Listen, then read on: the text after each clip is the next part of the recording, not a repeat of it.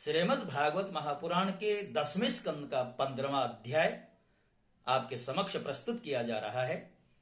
इस अध्याय में भगवान के द्वारा गोचारण के प्रसंग में धेनुकासुर का उद्धार करना तथा ग्वाल बालों को काली नाग के विष से बचाने का प्रसंग दिया गया है।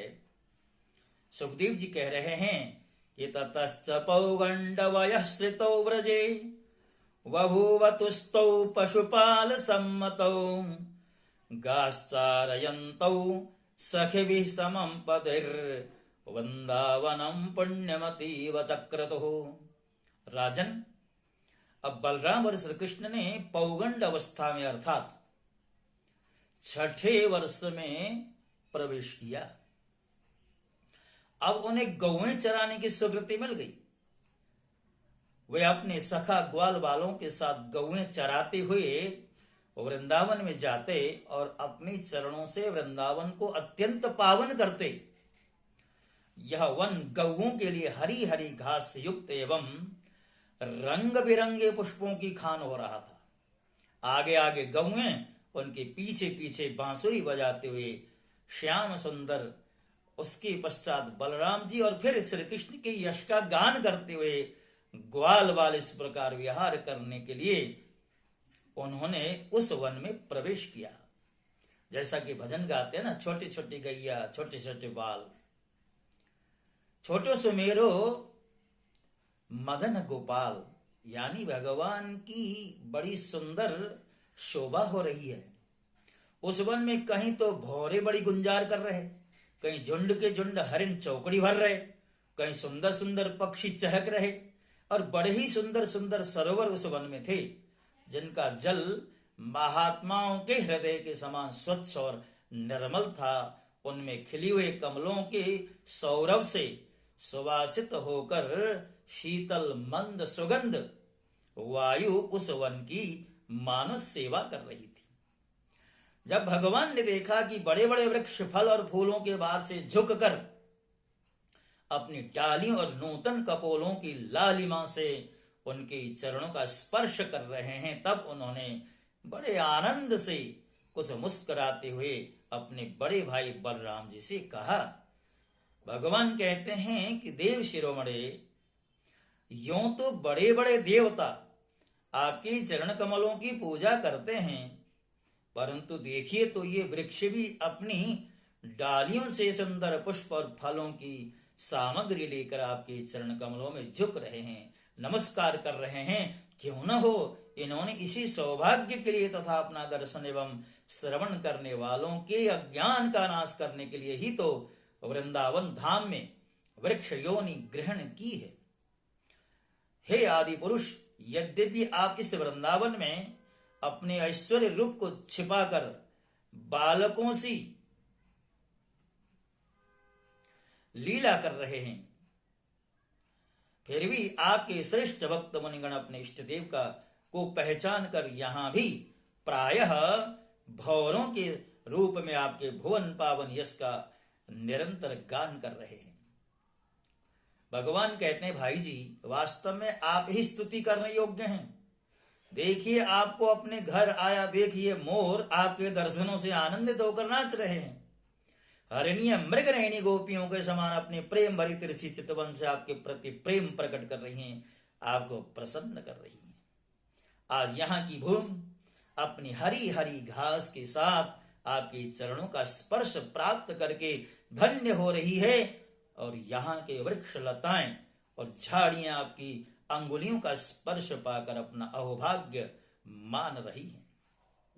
सुखदेव जी कहते हैं, राजन, इस प्रकार परम सुंदर वृंदावन को देखकर भगवान श्री कृष्ण बहुत ही आनंदित हुए। वे अपने सखा ग्वाल बालों के साथ गोवर्धन की तराई में यमुना तट पर गौओं को चराते हुए अनेकों प्रकार की लीलाएं करने लगे। एक और ग्वाल बाल भगवान श्री कृष्ण के चरित्रों की मधुर तान छेड़े रहते हैं, तो दूसरी ओर बलराम जी के साथ वनमाला पहने हुए श्री कृष्ण मत वाले भौरों की सुरीली गुनगुनाहट में अपना स्वर मिलाकर मधुर संगीत अलापने लगते हैं। कभी कभी श्री कृष्ण कूदते हुए राजहंसों के साथ स्वयं भी कूदने लगते हैं और कभी नाचते हुए मोरों के साथ स्वयं भी ठुमक ठुमक नाचने लगते हैं। कभी मेघ के समान गंभीर वाणी से दूर गए पशुओं को उनका नाम ले लेकर बड़े प्रेम से पुकारते हैं। उनके कंठ की मधुर ध्वनि सुनकर गायों और ग्वाल बालों का चित्त भी अपने वश में नहीं रहता। कभी चकोर, क्रौंच, चकवा, भरदुल और मोर आदि पक्षियों की सी बोली बोलते हैं। कभी बाघ, सिंह आदि की गर्जना से डरे हुए जीवों के समान स्वयं भी भयभीत किसी लीला करते हैं। जब ग्वाल बाल नाचने गाने लगते अथवा ताल ठोक ठोक कर एक दूसरे से कुश्ती लड़ने लगते, तब श्याम और राम दोनों भाई हाथ में हाथ डालकर खड़े हो जाते और हंस हंस कर वाह वाह करते। कभी कभी स्वयं श्री कृष्ण भी ग्वाल बालों के साथ कुश्ती लड़ते लड़ते थक जाते तथा किसी सुंदर वृक्ष के नीचे कोमल पल्लवों की सेज पर किसी ग्वाल बाल की गोद में सिर रखकर लेट जाते। राजन, उस समय कोई कोई पुण्य के मूर्तिमान स्वरूप ग्वाल बाल महात्मा श्री कृष्ण के चरण दबाने लगते और दूसरे निष्पाप बालक उन्हें बड़े बड़े पत्तों या अंगोछियों से पंखा जलने लगते। किसी किसी के हृदय में प्रेम की धारा उमड़ जाती तो वह धीरे धीरे उदार शिरोमणि परम मनस्वी श्री कृष्ण की लीलाओं के अनुरूप उनके मन को प्रिय लगने वाले मनोहर गीत गाने लगता। भगवान ने इस प्रकार अपनी योग माया से अपने ऐश्वर्यमय स्वरूप को छिपा रखा था। वे ऐसी लीलाएं करते जो ठीक ठीक गोप बालकों की सी मालूम पड़ती। बलराम जी और श्री कृष्ण के सखाओं में एक प्रधान गोप बालक थे श्रीराम। एक दिन उन्होंने तथा सुबल और स्तोक कृष्ण अर्थात छोटे कृष्ण आदि ग्वाल बालों ने श्याम और राम से बड़े प्रेम के साथ कहा कि राम राम महाबाहो कृष्ण दुष्ट निबर्हण इतो विदूरे सुमहद वनम तालालि संकुलम। हम लोगों को सर्वदा सुख पहुंचाने वाले बलराम जी, आपके बाहुबल की तो कोई था ही नहीं। हमारे मनमोहन श्री कृष्ण, दुष्टों को नष्ट कर डालना तो तुम्हारा स्वभाव ही है। यहां से थोड़ी ही दूर पर एक बड़ा भारी वन है, बस उसमें 5 के 5 ताड़ के वृक्ष भरे पड़े हैं। वहां बहुत से ताड़ के फल पक पक कर गिरते रहते हैं और बहुत से पहले के गिरे हुए भी हैं, परंतु वहां धेनुक नाम का एक दुष्ट दैत्य रहता। उसने उन फलों पर रोक लगा रखी है। बलराम जी और भैया श्री कृष्ण, वह दैत्य गधे के रूप में रहता है।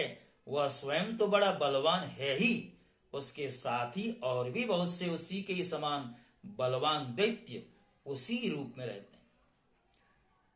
मेरे शत्रुघाती भैया, उस दैत्य ने अब तक न जाने कितने मनुष्य खा डाले।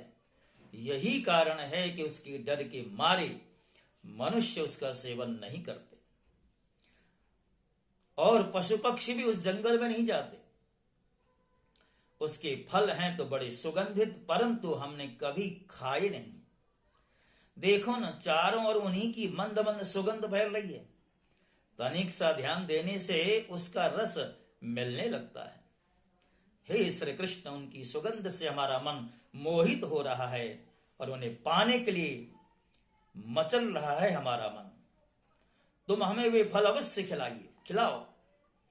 दाऊ दादा, हमें उन फलों की बड़ी उत्कट अभिलाषा है। आपको रुचे तो वहां अवश्य चलिए।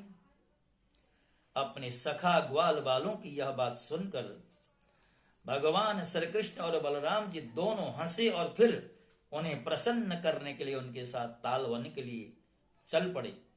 उस वन में पहुंचकर बलराम जी ने अपनी बाहों से उन ताड़ के वृक्षों को पकड़ लिया और मतवाले हाथी के बच्चे के समान उन्हें बड़े जोर से हिलाकर बहुत से फल नीचे गिरा दिए।